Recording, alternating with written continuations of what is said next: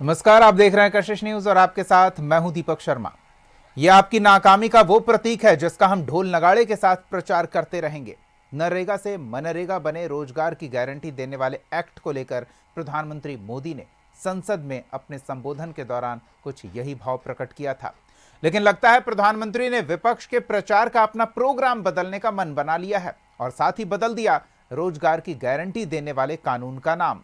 नरेगा का नाम भले बदल गया, लेकिन रोजगार गारंटी के नाम पर काम जो हुआ वो भ्रष्टाचार भयंकर रहा। जॉब गारंटी के नाम से लेकर मास्टर रोल तक और भुगतान के लिए कमीशन की कारस्तानी तक जग जाहिर है। सत्य के साथ प्रयोग करने वाले गांधी का नाम इस एक्ट से यूपीए सरकार ने जोड़ा, लेकिन भ्रष्टाचार का भूत भगाया नहीं जा सका। ये इतना भर नहीं रहा। ग्रामीण भूमिहीन रोजगार गारंटी कार्यक्रम रहा, राष्ट्रीय ग्रामीण रोजगार कार्यक्रम हुआ, जवाहर रोजगार योजना भी रहा। ग्रामीण बेरोजगारी बड़ी चुनौती थी और इसके लिए रोजगार की गारंटी की गई।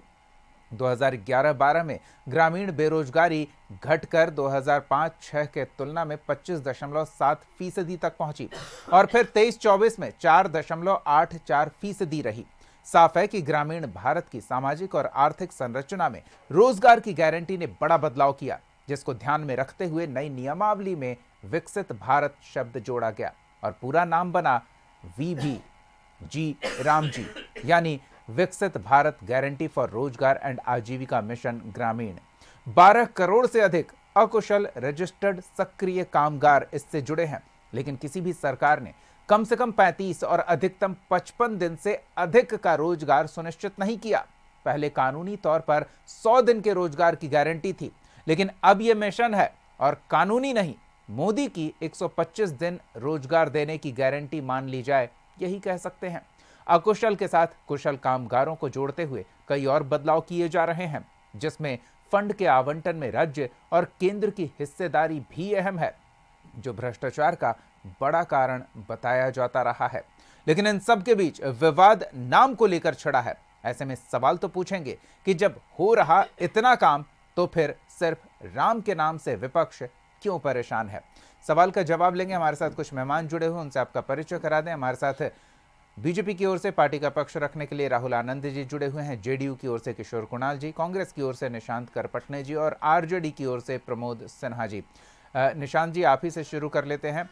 काफी कुछ हो रहा है, लेकिन सिर्फ नाम को लेकर ये विवाद क्यों?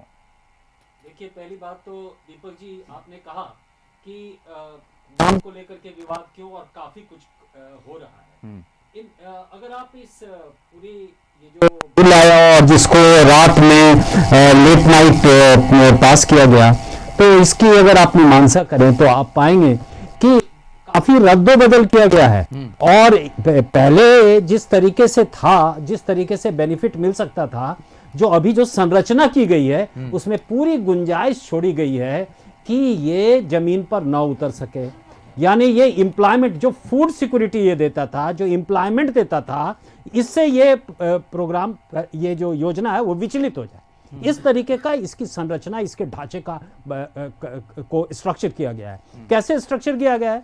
पहले तो देखिए कि पूरा केंद्र के पास था, केंद्र को जो वेजेस है उसका वहन करना था, लेकिन अब वो कह रहे हैं 60-40 का रेशियो।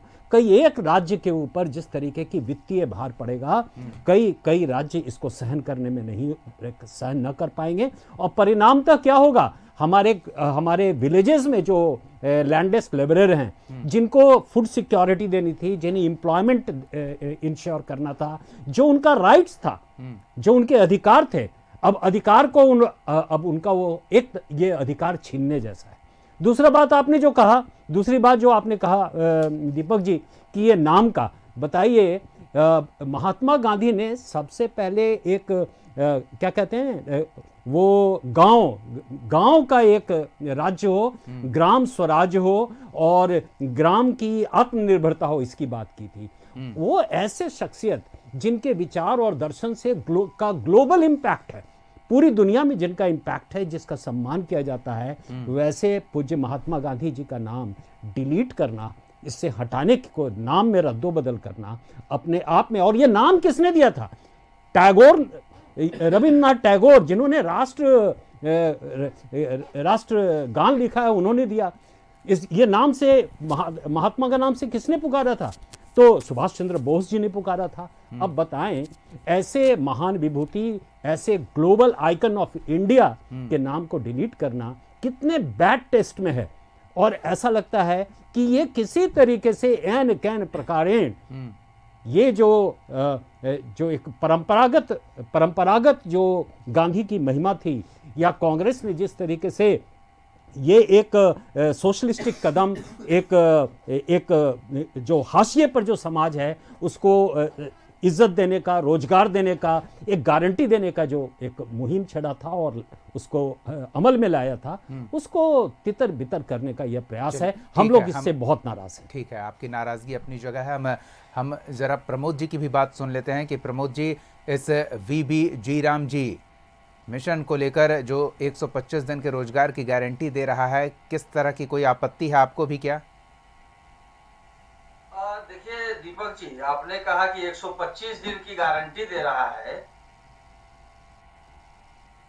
देता हूं कि 2024-25 में जो 100 दिन की गारंटी का जो मनरेगा था, उसमें मात्र 40 से 45 दिन जो है औसत काम दिया गया था, और 100 दिन यानी कि 100 दिन काम सिर्फ जो है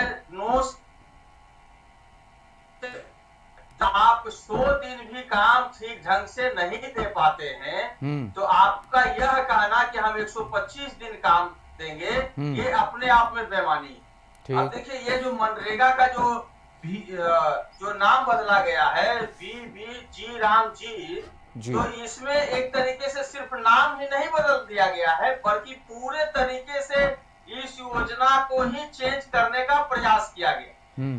आप देखिए, सबसे पहले देखिए, ये जो स्कीम था, ये केंद्र आधारित स्कीम था, और इसमें 90 भाग जो है फंड केंद्र सरकार का होता था, 10% फंड ही राज्य सरकार का लगता था, जिसको कि अब 60% और 40% कर दिया गया।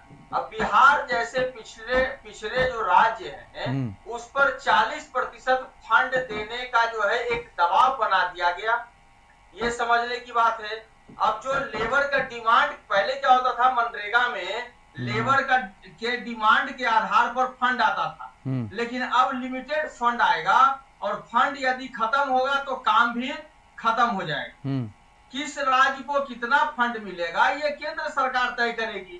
तो ये आप बतलाइए कि केंद्र सरकार जहां उसका सरकार होगा राज्यों में, वहां तो वो अलॉट करेगी, और नहीं तो जहां विपक्ष की सरकारें होंगी वहां पर जो है सो वो अपने हिसाब से काम करेगी। अब जिसे इसमें प्रावधान किया गया कि मजदूरों को खेती किसानी के सीजन में 2 महीने काम नहीं मिलेगा। 2 महीने जो किसानी का जो सीजन है, उसमें तो अब मनमर्जी उसकी चलेगी, जो जिन खेतों में वो मजदूर काम करने के लिए जाएंगे, उनको कितना मिलेगा वो तय करेंगे, जिनके खेत में वो काम करेंगे। तो ये सब चीजें हैं, और इसमें सबसे महत्वपूर्ण बात है देते हैं तो बेरोजगारी भत्ता देने का प्रावधान है। इन्होंने फंड में तो 60 और 40 कर दिया, लेकिन बेरोजगारी भत्ता जो दिया जाएगा वो राज्य सरकार को ही देना होता है। ये महत्वपूर्ण है। तो पूरा का पूरा दबाव जो है राज्य सरकार पर दिया गया, और बिहार के परिप्रेक्ष्य में अगर आप इसको देखिएगा तो बिहार पर अतिरिक्त दबाव देने का काम किया गया है, जो कि हर मानक पर, हर सूचकांक पर बिहार पहले से अंतिम पंक्ति पे खड़ा था। प्रति व्यक्ति आय से लेकर प्रति व्यक्ति निवेश, किसानों की प्रति व्यक्ति आय, साक्षरता दर में सबसे पीछे है, और इसके जो कुल बजट का मात्र 27% जो है वो फंड जो ये 27% राजस्व से प्राप्त होता है। वैसे राज्य पर आपने एक अतिरिक्त दबाव देने का काम किया है। तो मूल रूप से नहीं था, बल्कि ये पूरे का पूरा जो है ये मनरेगा को ही बदलने का एक प्रयास किए हैं, जिसका हम लोग जो है पूरे तरीके से मुखालफत करने का काम कर रहे हैं। चलिए ठीक है। एक बड़ी समस्या जो बिहार को विशेष रूप से लेकर उठी है, प्रमोद जी जिसको लेकर चिंता व्यक्त कर रहे हैं कि फंड को लेकर अतिरिक्त दबाव बिहार पर पड़ेगा। राष्ट्रव्यापी कार्यक्रम को लेकर हम बिहार में हैं तो बिहार की विशेष रूप से चर्चा कर रहे हैं, तो उस पर प्रमोद जी ने जवाब दिया है। हम एक एक करके इस पर जवाब ले लेंगे। किशोर जी, आपसे शुरू करते हैं। समस्याएं कई गिनाई गई है, समाधान क्या दिख रहा है? देखिए दीपक जी, मैं सुन रहा था प्रमोद जी को नाम बदलने को लेकर आपत्ति है। कांग्रेस के भी प्रवक्ता बैठे हैं, इन्हें भी आपत्ति है, लेकिन नाम बदलने का परंपरा तो कांग्रेस ने शुरू किया था और मैं यहाँ पे दर्जनों स्कीम्स का नाम गिना सकता हूँ जो पहले कुछ और नाम था और बाद में कांग्रेस के लोगों ने उसका नाम बदल दिया, उसके काम को बदल दिया, उसके स्टेट शेयर को बदल दिया। और मैं उदाहरण के तौर पे बता रहा हूँ, सर्व शिक्षा अभियान 2004 के बाद, उससे पहले जो योजना थी उसमें स्टेट का शेयर 0 था और इन्होंने उस पर 40% का शेयर स्टेट को डाल दिया। उसी तरह कई स्कीम्स हैं, जैसे राष्ट्रीय स्वास्थ्य बीमा योजना, पहले स्टेट का शेयर मात्र 10% था, बाद में वो शेयर बढ़ के हो गया 40%। तो ये एक प्रक्रिया है और प्रक्रिया हमेशा से होता आया है। एक्ट में अमेंडमेंट होता आया है और नई तरीके से एक्ट को ज़रूरत के हिसाब से अमेंड करना राज्य सरकार और केंद्र सरकार का दायित्व भी है और करती रही है। तो मुझे लगता है कि इन चुनौतियों पर बात करने के बदले सरकार के काम को कटघरे में खड़ा कर देना विपक्ष का एक फैशन बन चुका है। जहाँ तक मनरेगा की बात है, कुछ को करेक्टिव मेजर्स भी अपनाए गए हैं। स्टेट का स्टेक होल्डिंग भी बढ़ाया गया है, स्टेट का कंट्रीब्यूशन भी बढ़ाया गया है। और मैं बता देना चाह रहा हूँ कि maximum states Bhajpa owned states हैं, एनडीए ओन्ड स्टेट हैं। तो क्या एनडीए ने जानबूझकर अपने स्टेट्स को कटघरे में लाया है, तकलीफ में लाया है? तो ये ऐसा इंटेंशन नहीं होता है। जब सेंट्रल स्कीम को पास किया जाता है तो ज़रूरत के हिसाब से उसमें अमेंडमेंट किया जाता है, उसमें प्रावधान को जोड़ा जाता है या प्रावधान को हटाया जाता है। ये तो आप कह ले रहे हैं ना, हम बीच में टोक रहे हैं आपको, लेकिन ये भी स्पष्ट कीजिए ना कि जहां सहयोगियों की सरकार नहीं है वहां तो इसका दुरुपयोग किया जा सकता है। राजनीतिक विद्वेष से प्रेरित होकर जो आरोप लगा रहे हैं, चाहे वो प्रमोद जी की बात हो या निशांत जी की बात हो। देखिए, जिसको मनरेगा की गहरी समझ है उसे ये पता है कि मेन डेज का कैलकुलेशन एक अर्थमेटिकल कैलकुलेशन है। हमारे पुराने वित्तीय वर्ष का क्या परफॉर्मेंस रहा है, वर्तमान वित्तीय वर्ष में हमारी क्या रजिस्ट्रेशन रही है, उसके आधार पे बजट का निर्धारण होता है। और इसका एक साइंटिफिक मेथड है। ऐसा नहीं है कि एक फ्लैट मोड में इस स्टेट को इतना फंड दे देना है, इस स्टेट को इतना फंड दे देना है। उदाहरण के तौर पे मैं बता दूं कि तमिलनाडु जैसा स्टेट जो जनसंख्या के अनुपात में बेहद छोटा स्टेट है, वहाँ मनरेगा का फंडिंग सबसे अधिक जाता है। बिहार जैसा स्टेट जहाँ पे हम लोग मध्यम स्टेट हैं, वहाँ पे हमारी फंडिंग भी मध्यम है। तो ये परफॉर्मेंस बेस्ड स्कीम है। जैसा परफॉर्मेंस स्टेट का होगा उसके हिसाब से उसकी फंडिंग बढ़ेगी या घटेगी। तो यह कह पाना कि किसी स्टेट को कम फंड दिया जाएगा या किसी स्टेट को अधिक फंड दिया जाएगा, ये बिल्कुल ही गलत है। इसमें फंड का जो निर्धारण होता है आपके काम करने के तरीके, प्रोजेक्ट के एग्जीक्यूशन, योजना के मैपिंग के आधार पर तय होता है। और मैं समझता हूँ कि उसी फॉर्मूला को अभी भी इम्प्लीमेंट किया जा रहा है। तो इस बात को कह देना, हाँ फंडिंग का रेशियो चेंज किया गया है, तो बिल्कुल फंडिंग का रेशियो चेंज किया गया है। केंद्र सरकार ने इसकी ज़रूरत समझी होगी। और क्या है, राज्य सरकार को अधिक काम चाहिए तो उन्हें कंट्रीब्यूशन इंश्योर करना होगा। और यह कोई पहली बार की घटना नहीं, इससे पहले भी अलग अलग स्कीम्स में फंडिंग में चेंजेस किया गया है। जहाँ पे 0 स्टेट शेयर था उसको 40 से 50% तक भी किया गया है। और ये कांग्रेस की सरकार में भी किया गया है। तो ये कह देने भर से कि भाई फंडिंग में चेंजेस किया गया है इसलिए राज्य के साथ अन्याय है, तो ऐसा संघीय ढांचा में संभव नहीं है। ये एक रूटीन प्रक्रिया है। और हम समझते हैं कि जो स्टेट बेहतर परफॉर्म करेगा उन्हें बेहतर फंड मिलेगा। और उसके लिए एक कैलकुलेशन है, उसके लिए एक प्रक्रिया है, उसके लिए कमेटियां हैं। उन कमेटियों में रखा जाता है स्टेट के कंट्रीब्यूशंस को रखा जाता है, स्टेट के कामों का डिटेल रखा जाता है। और मैं बता दूं कि जीविका का जो भी मनरेगा का जो भी काम होता है उसकी सेंट्रलाइज मॉनिटरिंग होती है।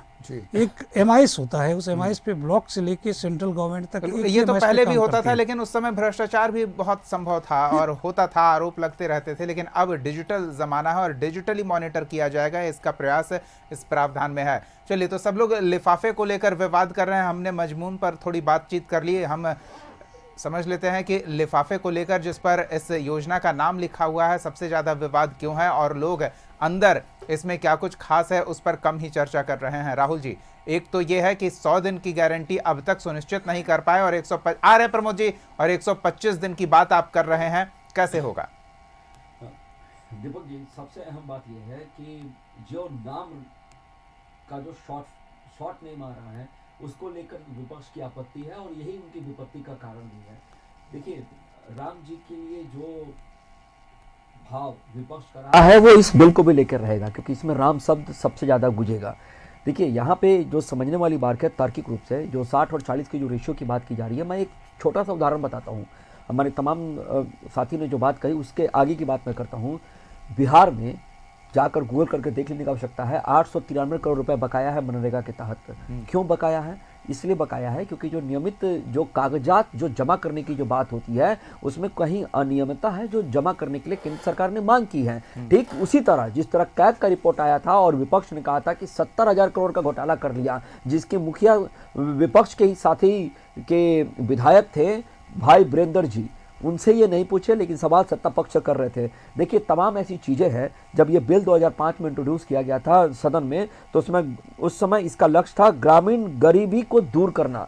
अब परिवेश बदल चुके हैं और स्थिति सामान्य से ऊपर नजर आ रही है। भारत के गाँव में जाकर अगर देखा जाए तो वहाँ पे अब लक्ष्य जो केंद्र सरकार ने रखा है, अब लक्ष्य रखा है विकसित भारत का मिशन में उनको सम्मिलित करने का। यानी कहने का तात्पर्य मेरा यह है कि पहले जो स्थिति थी उस स्थिति में निरंतर परिवर्तन आया है। और एक आंकड़े के हिसाब से अगर बात करें 2011-12 में तो लगभग 25.7% लोग गरीबी रेखा के नीचे थे, और आज की अगर बात करें 23-24 में तो लगभग 4.86 लोग गरीबी रेखा के नीचे पाए जा रहे हैं। यानी कि ग्रामीण भारत को जिसको बिल लाकर रोजगार देकर आगे बढ़ाने की बात की गई थी वही का ये है। केंद्र सरकार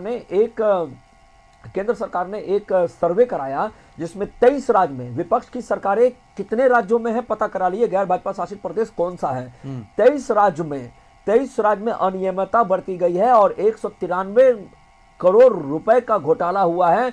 मशीनों ने काम नहीं किया और पैसे उठा लिए, कहीं मशीनों ने काम किया और मजदूरों के नाम पर पैसे उठा लिए गए। यानी कहने का मतलब कि लिमिटेड रिसोर्स जब 2005 में एनडीए को मिला था बिहार के अंदर, तो आज 3,17,000 करोड़ के बजट पे आ गए। तो ये कैसी बात करते हैं? ये बिहार को अभी भी पिछड़ापन दिखाने का प्रयास करते हैं। जब हमारी खर्चे बढ़ेंगे तो हमारे इनकम भी बढ़ेंगे, और जब हमारे इनकम बढ़ेंगे तो निश्चित रूप से हम और बेहतर होंगे। एक बात मैं आपको और बताना चाहूंगा, इसमें जो प्रावधान है डिजिटली और एआई के माध्यम से जो मॉनिटरिंग की जाएगी, उसमें मोबाइल जीपीएस में रियल टाइम का डाटा मिलेगा, कहां काम हो रहा है, कैसे काम चल रहा है, हर हफ्ते अपडेट होंगे। और ग्राम पंचायत में हर 2 साल पे इसकी जांच कराई जाएगी जो एक निष्पक्ष होगी। देखिए, भारतीय जनता पार्टी का एक पंच लाइन रहा है, ना खाएंगे ना खाने देंगे। तो यानी कहने का मतलब यह है कि अगर कहीं जब उंगली उठी है तो एक उंगली हमारे तरफ भी उठी है, तो हम उसको ठीक करने का प्रयास कर रहे हैं। इसमें तो साथ देना चाहिए। और जहां तक नाम बदलने का सवाल उठता है तो जवाहर रोजगार योजना कांग्रेस लेकर आई थी, उसका नाम तो खुद कांग्रेस ने बदल दिया था। और महात्मा गांधी के जो सपनों को जो पूरा करने का काम कर रहे हैं वो तो हम ही कर रहे हैं। महात्मा गांधी जी का क्या सपना था? यही था कि भ्रष्टाचार ना हो, सच्चाई का वातावरण बना रहे और साथ ही साथ लोगों को रोजगार मिले और सबकी उन्नति होती रहे। एक मैं आपको और बात बताना चाहूंगा, लगभग 25 योजनाएं हैं जो राजीव गांधी जी के नाम पे चल रही है। 27 चलिए उधर हम आज नहीं जाएंगे, वो सबको पता और कई बार चर्चा के बीच आ चुकी है। प्रमोद जी कुछ कहना चाह रहे थे। प्रमोद जी, आपको जवाब मिला? किस तरह के बदलाव की उम्मीद के साथ इसे मिशन मोड में लाने की कोशिश करती दिख रही है बीजेपी, ये राहुल जी का कहना है। देखिए, ये जो बातें कर रहे हैं दीपक जी, ये जनता को भ्रमित करने का ही मात्र एक प्रयास है, इससे अतिरिक्त कुछ नहीं। सबसे पहले मैंने जब सवाल किया कि 2024-25 में जब आप 40-45 दिन ही लोगों को काम दे पाते हैं, जो औसत जो एवरेज वर्क है आप दे पाते हैं, तो 125 दिन काम आप कहाँ देंगे, ये इन लोगों ने नहीं बतलाने का काम किया। 2 महीना जो सीजन का जो समय होता है, जो फसल का जो सीजन होता है, उसमें ये इन लोगों ने स्पष्ट रूप से कहा है कि हम काम नहीं देंगे। तो ये तो मजदूरों को जो है उनके मतलब उनके ऊपर उनके भाग्य भरोसे छोड़ने का है कि खेत में उनको काम मिलेगा या नहीं मिलेगा।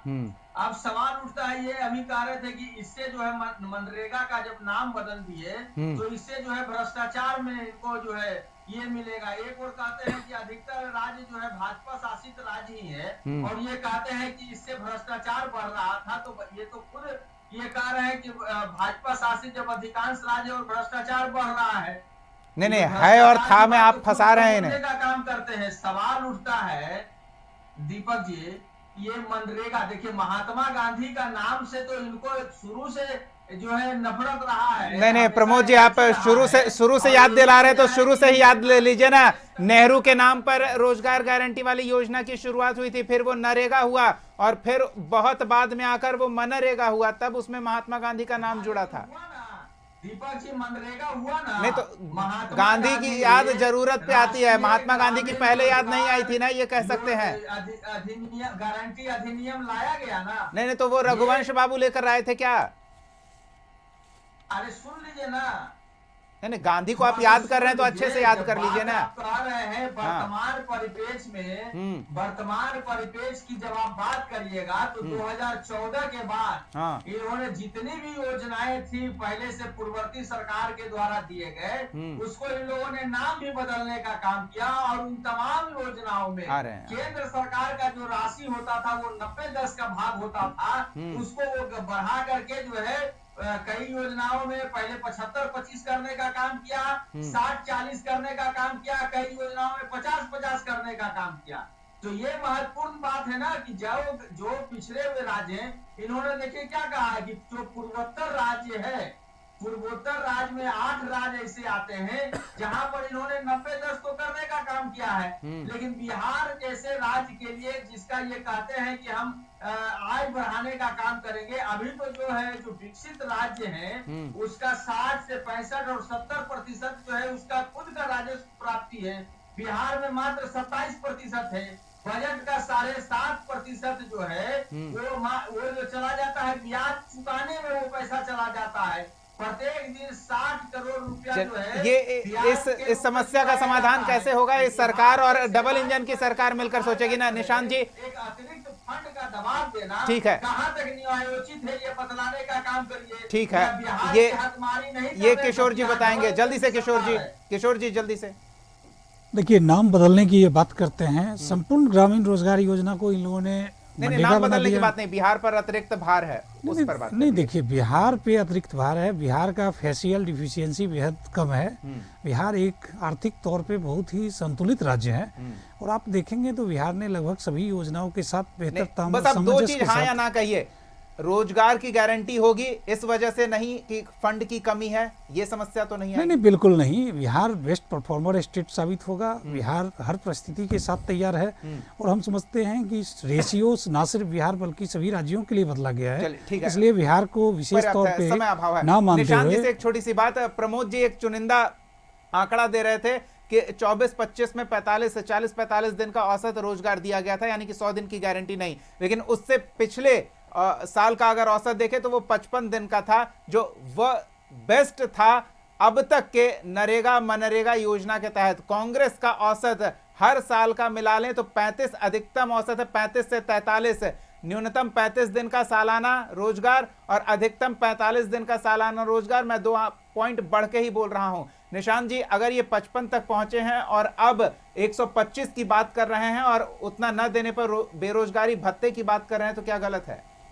देखिए, जब जो पास्ट परफॉर्मेंस से ही आदमी आगे देखता है कि क्या कैसा रहेगा, तो अभी ये देखिए, ये जब 45 और 50-55 ये सब जो डेटा आ रहा है, ये जब इसको ही फुलफिल अभी तक कर पाए तो इसमें मोर देन 2 टाइम्स जंप कैसे संभव हो पाएगा? क्या सोशल डायनेमिक, इकोनॉमिक डायनेमिक सब चेंज हो जाएगा? उठा सकते थे, गड्ढा खोद सकते थे, लेकिन निर्माण में जो ट्रेंड लेबर है उन्हें जोड़ा जा रहा है। देखिए दीपक जी, क्या ये जो इकोनॉमिक्स का जो डायनेमिक्स है या जो सोशल डायनेमिक्स है एक बारगी चेंज हो जाएगा? नहीं होगा। अभी देखिए धीरे धीरे इवॉल्व करता है, कोई भी चीज इवॉल्व करेगा। तो इसकी अपनी इवॉल्व करने में ये गांधी तक पहुंचे थे, अब ये इवॉल्व करते हुए विकसित भारत की ओर जा रहे हैं। तो विकसित भारत, तो इसमें महात्मा गांधी और विकसित भारत, महात्मा गांधी ने तो बिल्कुल विकसित भारत की परिकल्पना की थी और उनका कहना था, उन्होंने कहा था कि ग्राम के नाम से चलने वाली योजना के आधार पर ग्रामीण क्षेत्र का विकास होगा और राम राज्य की परिकल्पना साकार होगी। इसमें क्यों नहीं विचार? बिल्कुल, और वही सच्चा विकसित भारत होगा जब हर हाथ को काम मिलेगा,